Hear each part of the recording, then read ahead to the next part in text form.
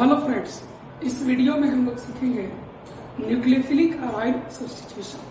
ये एक छोटा सा टॉपिक है जो सब्स्टिट्यूशन के कैटेगरी में आता है। ठीक है, चलिए सिखा लें इस चीज को। न्यूक्लियोफिलिक अराइड सब्स्टिट्यूशन हम लोग जानते हैं कि बेंजीन रिंग में अगर आपको हैलोजन जुड़ा हुआ हो तो ये हैलोजन रेजोनेंस जाने के कारण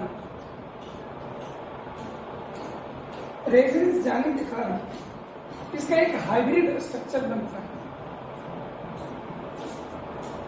हाइब्रिड स्ट्रक्चर आपको कुछ ऐसा बनता है। ठीक है,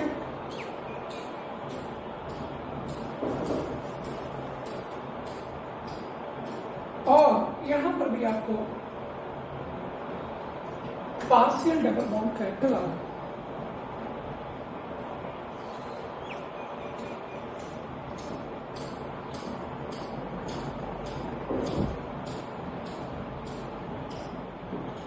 और पार्शियल डबल बॉन्ड कैरेक्टर के कारण अगर आप इसको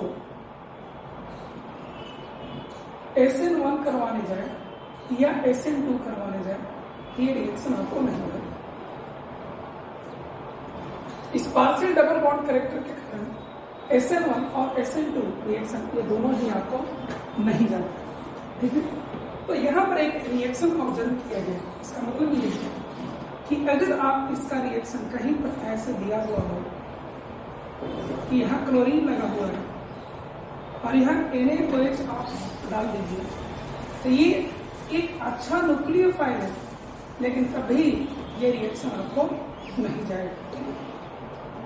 तो इस रिएक्शन को कराने के लिए हमें एक यहाँ पर एक कुछ और एक्स्ट्रा कंडीशन लाने पड़ते हैं, जिसको हम न्यूक्लियोफिलिक अराइड सब्स्टिट्यूशन के नाम से हम लोग जानते हैं। ठीक है, इसका मैकेनिज्म हम लोग सकते हैं।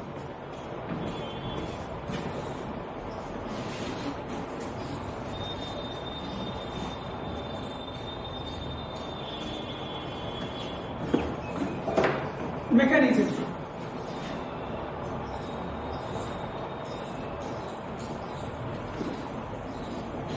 सबसे पहले क्या होता है कि हैलोजन है आपका और हैलोजन का रिएक्शन करवाया जाता है nucleophile in presence of heat. Halogen का किससे रिएक्शन करवाया जाता है? न्यूक्लियोफाइल एंड हीट के साथ कराया जाता है। ये आपका मोर इलेक्ट्रोनेगेटिव होने के कारण partial negative and partial positive charge है। ये इलेक्ट्रॉन डिफिशिएंट कार्बन है, इसी के ऊपर ये अटैक करता है डायरेक्ट और आपको प्रोडक्ट देता है double bond negative charge.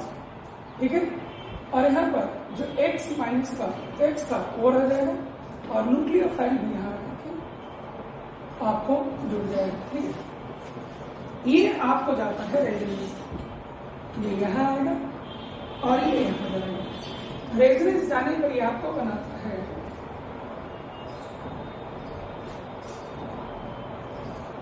Double bond X and U। ये फर्दर आपको रेजोनेंस जाता है और आपको देता है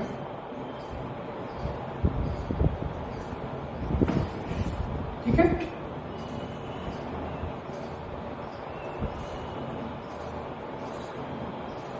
ये आपको जाता है। ठीक है, इन्हीं तीनों का हाइब्रिड स्ट्रक्चर अगर ड्रॉ करें तो कुछ ऐसा हो जाएगा। ठीक है, partial negative X and NU करके आपको दो। ठीक है, तो ये सारे स्टेप्स नहीं है, ये सब रेजोनेटिव स्ट्रक्चर्स हैं, जिसका ये ट्रू हाइब्रिड स्ट्रक्चर। ठीक है, अगले स्टेप में आपको ऐसा होता है कि जो पहला स्टेप आपका होता है यही आपका RDS स्टेप। अगला स्टेप जो इसका होता है, अगला स्टेप वो फास्ट स्टेप होता है। अगला स्टेप क्या होता है आपको? फास्ट स्टेप होता है। अब इस स्टेप में आप यहाँ दिखा दीजिए, समझने में आसानी होगी। ये आपको फास्ट स्टेप होता है। इस फास्ट स्टेप में ये इलेक्ट्रॉन यहाँ जाता है और ये आपको बाहर एक्सपेल कर दिया जाता है और आपको बनता है double bond, double bond, double bond and ND, double bond, double bond, double bond and ND. जब हम स्टार्टिंग मटेरियल को एंड में प्रोडक्ट से कंपेयर करते हैं, then we get that this halogen is being substituted in the overall reaction. और इसी case को अराइल कार्बन पर ये हुआ है, and that is why this is called nucleophilic aryl substitution. We know that first step is RDS, in which nucleophile attacks to the electron deficient carbon. In the second step, which is also the fastest step, in the second step, expulsion of halide ion takes place due to which nucleophilic substituted product is formed. तो ये इसका reaction होता है। कुछ factors होते हैं जो इस रिएक्शन का अफेक्ट करते हैं। आप सबसे पहला एक चीज देखें कि आपको जो न्यूक्लियोफाइल यहाँ पर अटैक किया, ये न्यूक्लियोफाइल कैसा होना चाहिए। तो सबसे पहला चीज हम लोग सीखेंगे नेचर ऑफ न्यूक्लियोफाइल कैसा होना चाहिए। नेचर ऑफ न्यूक्लियोफाइल कैसा होना चाहिए, ठीक है। तो नेचर ऑफ न्यूक्लियोफाइल में हम लिखेंगे strong anionic nucleophiles favor SNAR2। इसको क्या लिखा जाता है? SNAR2। AR for bimolecular reaction, ठीक है। SN मतलब nucleophilic substitution and AR stands for drug, ठीक है। तो कौन कौन से होंगे? तो इसमें जनरल एग्जाम्पल्स हैं आपको, जैसे कि O(C2H5) या O-PH या S-PH या NH3 भी इस कैटेगरी में आता है, ठीक है। लेकिन ये सब नहीं होना चाहिए, but not NH2- NHR- NH2-। इन तीनों का एक खासियत है, इनका खासियत यह है, इन तीनों का खासियत क्या है कि they are no doubt strong nucleophile.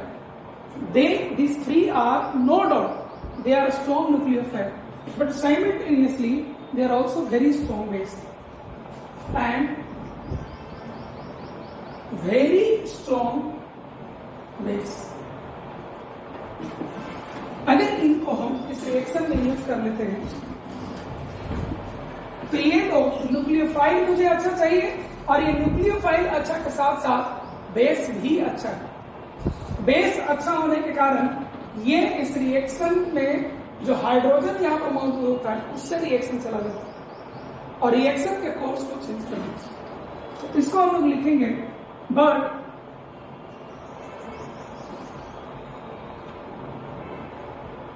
when used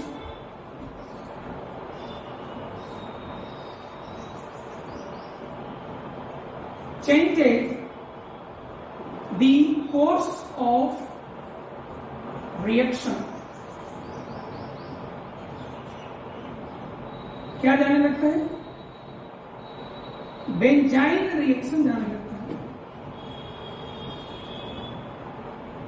क्या जाने लगता है? ये बेंजाइन रिएक्शन आपको जाने लगता है, ठीक है। और बेंजाइन रिएक्शन हम लोग इसमें नहीं पढ़ेंगे। क्या नहीं पढ़ेंगे हम लोग? बेंजाइन रिएक्शन हम लोग इसमें नहीं पढ़ेंगे। रिएक्शन ही बदल जाता है। अगर इनको यूज करिएगा तो न्यूक्लियोफाइल अच्छा होने के साथ साथ ये बेस भी अच्छा है और इस कारण से कोर्स ऑफ रिएक्शन चेंज कर देता है, मेरा रिएक्शन ही बदल जाएगा। तो वो भी हम लोग पढ़ेंगे, लेकिन आगे पढ़ेंगे। इस तरीके से हम लोग देखते हैं कि किस तरीके से रिएक्शन को अफेक्ट करता है। इसमें एक नोट करने वाली बात यह है, दूसरी नोट करने वाली बात यह है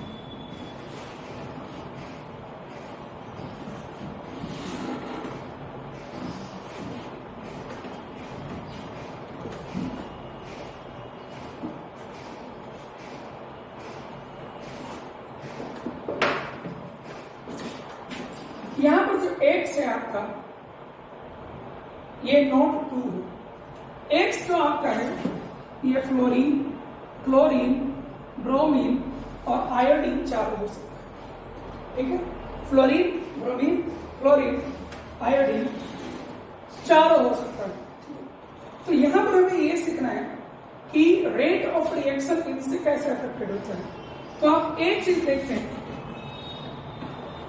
कि आरडीएस स्टेप पहला स्टेप, इस पहला स्टेप में ये हाइड्रोजन यहां मौजूद होकर इस कार्बन को इलेक्ट्रॉन डिफिशिएंट बनाने का काम कर रहा है। तो इस कार्बन को इलेक्ट्रॉन डिफिशिएंट इन चारों में सबसे ज्यादा कौन कर सकता है, which can show maximum minus I effect, and that is fluorine.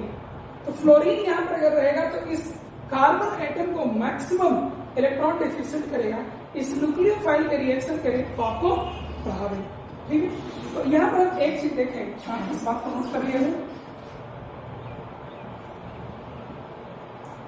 Since a type of nucleophile occurs in first step, which is also RDS, which is also RDS,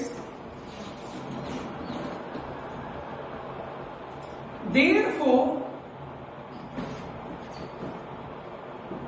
more electron deficient is the carbon atom, faster is the attack of nucleophile। इस हिसाब से more electron deficient किस case में होगा, fluorine के case में होगा, और फास्टर अटैक भी फ्लोरीन के केस में होगा। तो रेट ऑफ रिएक्शन अगर हम देखें तो उसका ऑर्डर क्या हो जाएगा। ठीक है, तो ऑर्डर ऑफ रिएक्शन हम लोग ऐसे देखें, सबसे फास्ट फ्लोरीन वाला होगा, तब फिर आपको क्लोरीन वाला होगा, तब फिर आपको ब्रोमीन वाला होगा, अब से सबसे स्लो इन लोगों में आयोडीन। कई लोगों के लिए एक कंफ्यूजन रह जाता है कि आयोडीन, जैसे कि यहां पर देखिए ये चारों कंपाउंड दिया हुआ है, तो कई लोगों को ये कंफ्यूजन होता है कि जैसे SN2 रिएक्शन में सब कुछ जब सब एक जैसा होता है, SN2 रिएक्शन पीछे ध्यान रखिएगा, तो SN2 रिएक्शन में जब सारे पैरामीटर्स एक जैसे होते हैं तो जितना बढ़िया लिविंग ग्रुप होता है उतना फास्टर आपको रिएक्शन जाता है। इन चारों में फ्लोरीन, क्लोरीन, ब्रोमीन, आयोडीन में सबसे अच्छा लिविंग ग्रुप I-। तो थियोरेटिकली अगर SN2 के मुताबिक सोचें तो इसका रिएक्शन आपको फास्टेस्ट जाना चाहिए था, लेकिन उल्टा और नहीं चलता है। इसका कारण ये है कि आप इसमें ये एक चीज चेक करिए, डिपार्चर जो लिविंग ग्रुप का होता है वो फास्ट स्टेप में हुआ है। Departure of leaving group has occurred in the fast step, which is not the RDS, and therefore the living group ability of a light ion does not affect the rate of reaction। तो एक note हम लोग और इस चीज को भी कर लेते हैं, इसको बताया है third.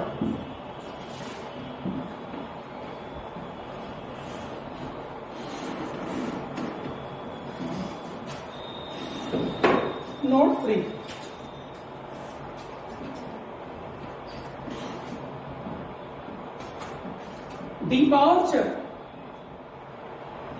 departure of living group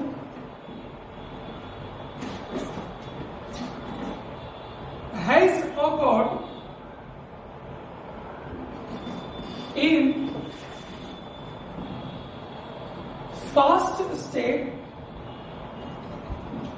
so its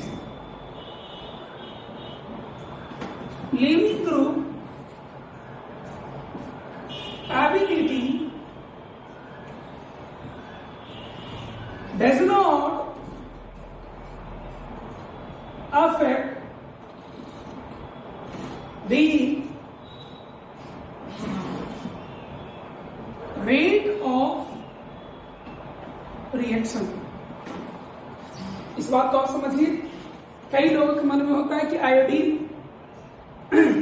better leaving group में तो उसका रिमूवल इजियर होगा, आयल सब्स्टिट्यूशन का रेट ऑफ रिएक्शन भी ज्यादा होगा। ये गलत है, क्योंकि रिमूवल ऑफ जो हलाइड आयन है वो आपको फर्स्ट स्टेप में हुआ है और ये आपको रेट डिटरमाइनिंग स्टेप नहीं है। और इसीलिए जब इसका लिविंग ग्रुप एबिलिटी अगर आपको ये डिपार्चर इस स्टेप में होता, मैंने डिपार्चर जिस स्टेप में हो रहा है यही अगर आपको ऑलरेडी ये होता, तब न जाकर leaving group ability rate of reaction को अफेक्ट करता है। लेकिन डिपार्चर आपका इस फर्स्ट स्टेप में हुआ है और रेट ऑफ रिएक्शन आपको यहाँ के ऊपर डिपेंड कर रहा है और इसीलिए उसके लिविंग ग्रुप एबिलिटी डिपेंड नहीं करता है। चौथी बात, एक बात आपको और यहाँ नोट करना होगा और वो ये है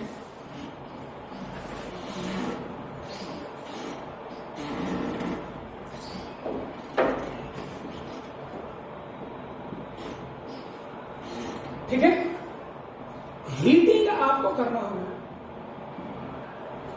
in general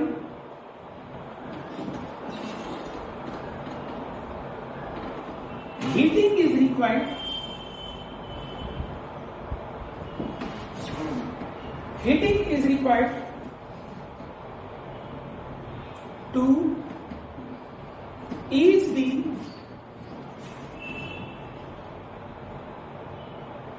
departure of living group। ठीक है, अगर आप हीटिंग नहीं भी करना चाहते या करना चाहते हैं, अगर आप इस ट्रांजिशन स्टेट को देखिए, if somehow you could manage to stabilize this transition state, then the reaction also becomes feasible। तो इसको आप कैसे आप स्टेबलाइज करेंगे? If we add some electron withdrawing group to this transition state, then its stability increases and make it feasible। तो इस चीज को हम करने के लिए यहाँ पर हम लोग एक काम कर सकते हैं कि presence of strong electron withdrawing group like NO2, Cyano, SO3H, aldehyde ketone, etc. stabilizes the transition state, stabilizes the transition state and increases the rate of reaction and increases the rate of reaction। These 4 or 5 factors you should be kept in mind in order to solve the question related with the nucleophilic aride substitution। आगे बढ़ते हैं।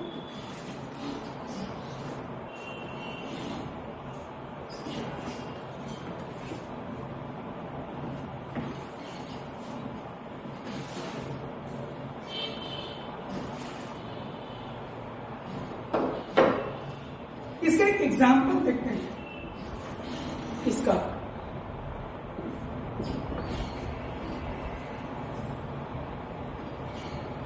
जैसे यहाँ chlorine लगा हुआ है, 8 NO2 nucleophile है और हीटिंग इफेक्ट। इस रिएक्शन का रेट R1 है। यही रिएक्शन सॉरी, यही रिएक्शन दो नाइट्रो ग्रुप को लगाकर किया गया है जिसका रेट R2 है, और यही रिएक्शन सेम रिएजेंट 3NO2 को लगाकर किया गया है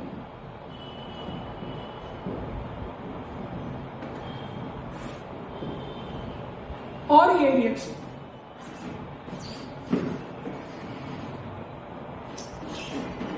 पहला रिएक्शन करे, दूसरे रिएक्शन करे और तीसरे रिएक्शन करे,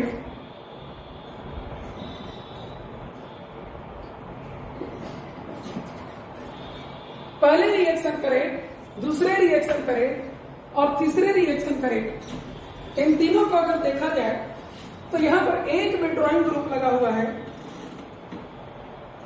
ठीक है। यहां पर इसके ट्रांजिशन स्टेट को ये स्टेबलाइज करेगा, यहां पर जो ट्रांजिशन स्टेट बनेगा उसको ये दोनों स्टेबलाइज करेगा, और यहां पर जो ट्रांजिशन स्टेट बनेगा उसको ये तीनों स्टेबलाइज करेगा। तो सबसे ज्यादा स्टेबलाइजिंग इफेक्ट इसमें है, इसलिए फास्टेस्ट रिएक्शन जाएगा, तब फिर ये जाएगा और तब फिर ये जाएगा। तो इनका रेट ऑफ रिएक्शन क्या हो जाएगा, ऑर्डर R1 से बड़ा R2 होगा और R2 से बड़ा आपको R3 हो जाएगा, R1 से बड़ा R2 होगा और R2 से बड़ा आपको R3 हो जाएगा,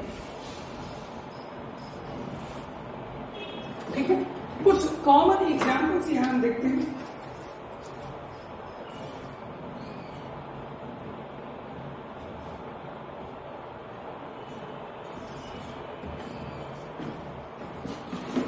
जैसे आप इसको देखिए,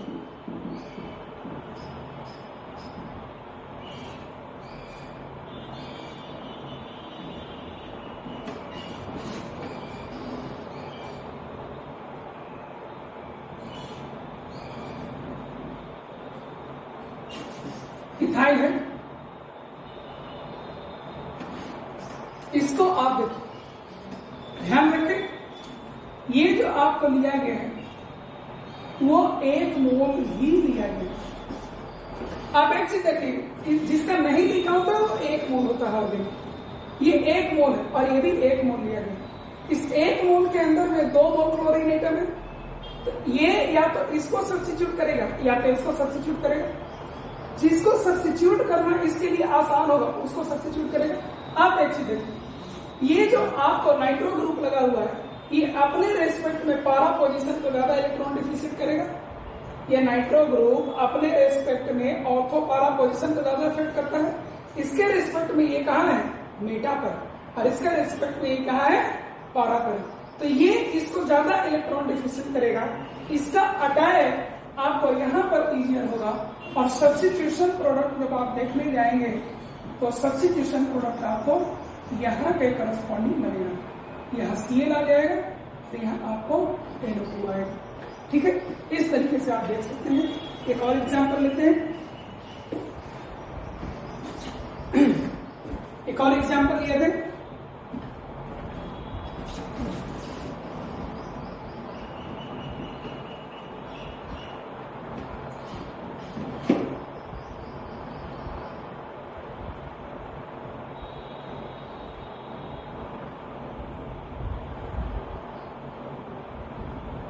Cl and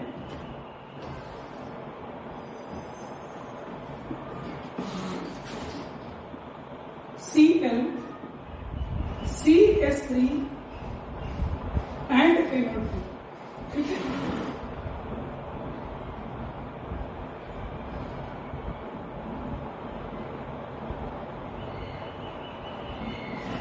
ये रिएक्शन हमें कराया गया, फिर से देखें, 1 मोल यूज किए गए, या तो इसका सब्स्टिट्यूशन हो या तो इसका सब्स्टिट्यूशन हो। हम जानते हैं कि नाइट्रो ग्रुप अपने रेस्पेक्ट में ऑर्थो और पारा पोजीशन इन दोनों को रेजोनेंस से बराबर इफेक्ट करता है, ठीक है। इंडक्टिव देखें तो -I इस पर ज्यादा होगा और इस पर कम होगा, ये ज्यादा इलेक्ट्रॉन डिफिशिएंट है, इसलिए इसका अटैक इसी तौर पर होगा और प्रोडक्ट आपको ये बन जाएगा CH3 Cl NO2 and SPH। Product आपको ये एग्जाम्पल नंबर 1 है, ये एग्जाम्पल नंबर 2। एग्जाम्पल नंबर 3 देखा जाए।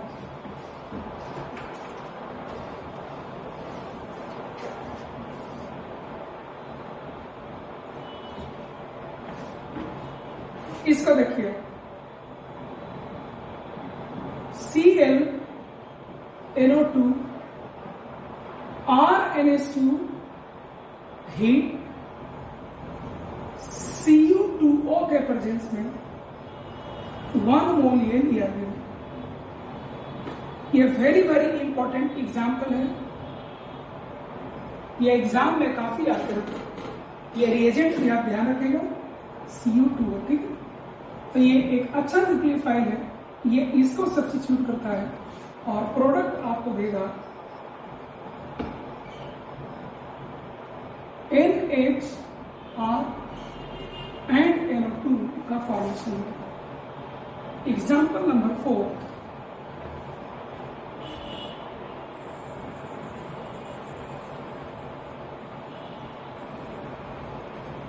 आप इसको देख सकते हैं।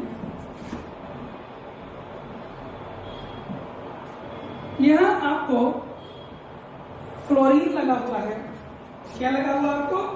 फ्लोरीन लगा हुआ है। और यहां पर आपको CH2NaNO2 लगा हुआ है। और इसका रिएक्शन आपको कराया गया है किसके साथ? इथोक्साइड आयन के साथ। ठीक है, तो ये ध्यान दे, ये हीट आप नहीं यूज कीजिए, केवल इथोक्साइड। अगर आप हीटिंग यूज कर लिए होते तो ये सब्स्टिट्यूशन आपको चला जाता, लेकिन आपने हीटिंग यूज नहीं किया। ठीक है, नाइट्रो ग्रुप अगर है तो नाइट्रो ग्रुप अगर इसके रेस्पेक्ट में ऑर्थो पारा पर होता तभी उस ट्रांजिशन स्टेट को स्टेबलाइज करता, लेकिन ये ऑर्थो पारा पर भी नहीं। ठीक है, ये एक कार्बन गैप करके ये रिएक्शन आपको नहीं जाएगा, ये रिएक्शन आपको नहीं जाएगा। ठीक है, इसका कारण क्या है? इसका 2 कारण है। हीट इज नॉट गिवन, जो प्रोसेस को ईज करता है, और दूसरा NO2 is not present at ortho और पारा पोजिशन। अगर NO2 आपको ऑर्थो पारा पोजिशन पर होता तभी ये रिएक्शन आपको चला जाता। ठीक है, तभी ये रिएक्शन आपको चला जाता है। जैसे इसको देखिए,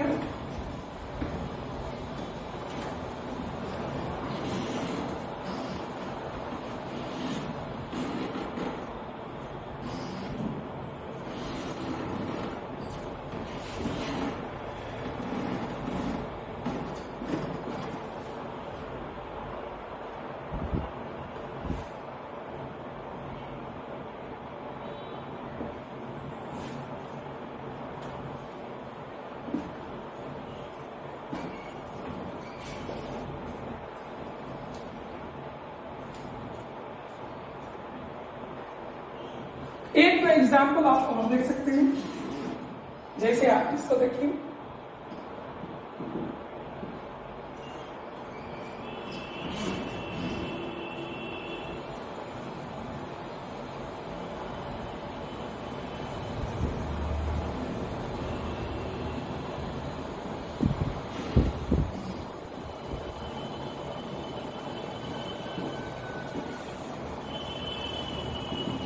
इसको देखिए,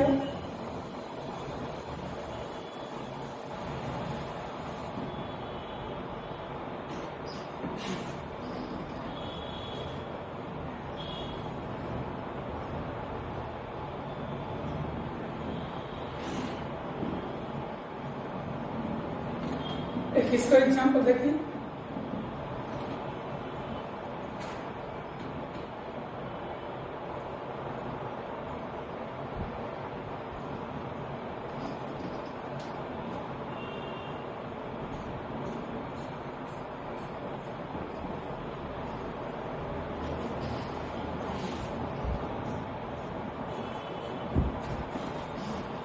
सब एग्जाम्पल को आप देख सकते हैं।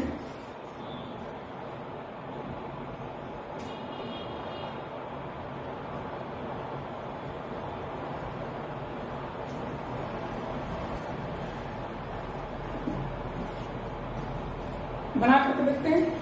ये सब मिसलेनियस केसेस है। ऑल ऑफ सडन एग्जाम में आ जाए तो हम नहीं सोच पाने लगते हैं कि क्या इनका क्लियर है। NaOH हीट इसमें मौजूद एसिडिक हाइड्रोजन को पहले लेगा, ठीक है, ये पहले इस हाइड्रोजन को ले लेगा और आपको बनाएगा ये नेगेटिव चार्ज, ठीक है। ये आपको एक अच्छा न्यूक्लियोफाइल है, यही आपको यहाँ पर अटैक करेगा और ये आपको बाहर निकलेगा और एंड प्रोडक्ट आपको क्या बन जाएगा, C डबल बॉन्ड O,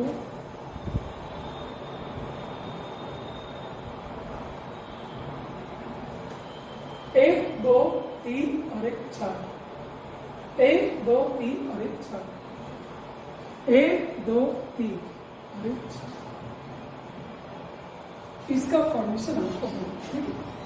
आप देख सकते हैं इसके रेस्पेक्ट में पारा पोजीशन पे लगा हुआ है, इसके सब्स्टिट्यूशन को फेवर कर रहा है, ठीक है।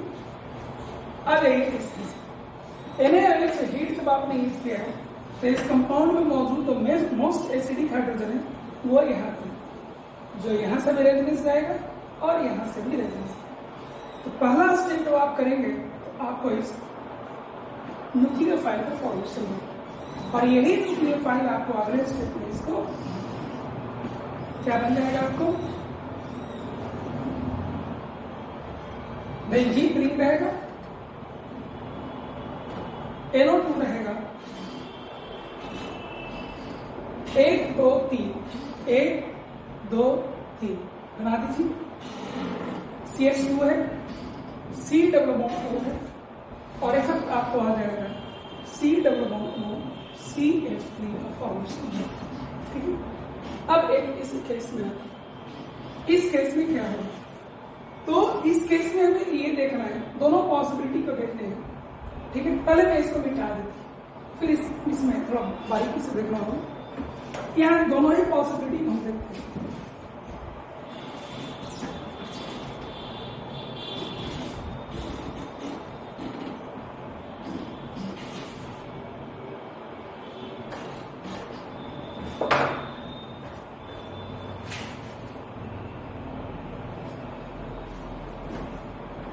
अगर मैं इसको यहां पर अटैक करता हूं, ठीक है, तो ये यहां आएगा, ये यहां आएगा। एक चीज देखिए, इस नाइट्रोजन एटम के पास कितने इलेक्ट्रॉन्स हैं, दो, दो चार, दो छह, दो आठ पहले से थे और दो और आ गए, कितने हो जाएंगे, 10 हो जाएंगे, यानी कि ये इस पर अटैक नहीं करेगा, ठीक है। एक और केस देखते हैं, इसको हम फिर से बनाते हैं,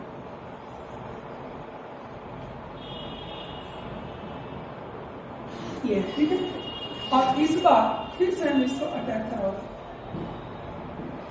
इस पर हम लोग इसको इस पर अटैक करवाते हैं, क्या हो जाएगा, ये यहां आएगा और ये यहां चलेगा। अब इस नाइट्रोजन पर इलेक्ट्रॉन काउंट करें, 2, 2 4, 2 6 और 2 और देखिए, 2, 2 4, 2 6 और 2 यही वाला 8 इलेक्ट्रॉन रह सकता है, लेकिन 10 इलेक्ट्रॉन नहीं रह सकता, इसलिए इसका अटैक केवल यहां हो सकता है और प्रोडक्ट आपको ये बन जाएगा, ठीक है।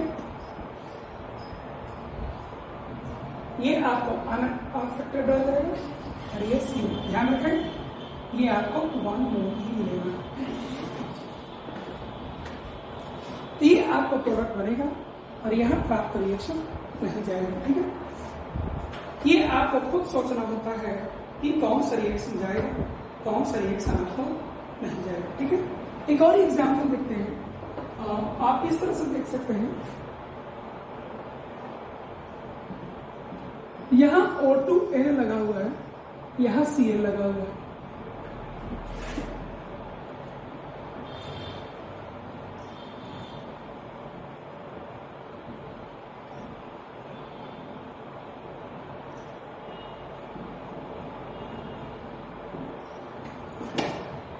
ये आपको लेना होगा, ठीक है, ये आपको लेना होगा। ये जब इसके ऊपर अटैक करता है, ये जब इसके ऊपर अटैक करता है तो क्या बनेगा आपको?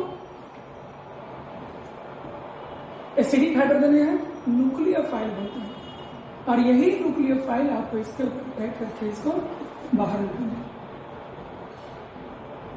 क्या बन जाएगा आपको? O2M 1 2 3, ठीक है, ये यहां आ जाएगा।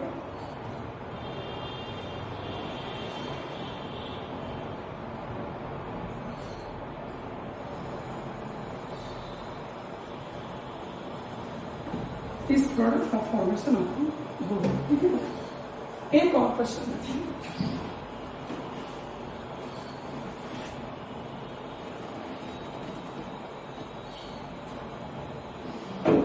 जैसे इसको मान लो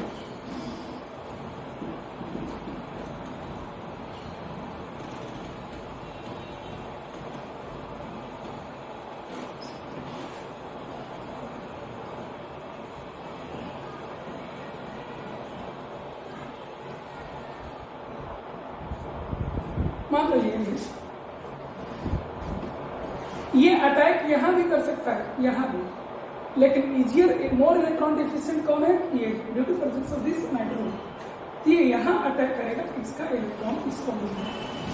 क्या मिलेगा आपको? यहां पर आयोडो बेंजीन मिल जाएगा, और यहां नाइट्रो फिनॉल, ये आपको क्या है? पारा नाइट्रो फिनॉल, और एक है आपको आयोडो बेंजीन। इस तरीके से न्यूक्लियोफिलिक एराइल सब्स्टिट्यूशन आपका खत्म होता है, ठीक है।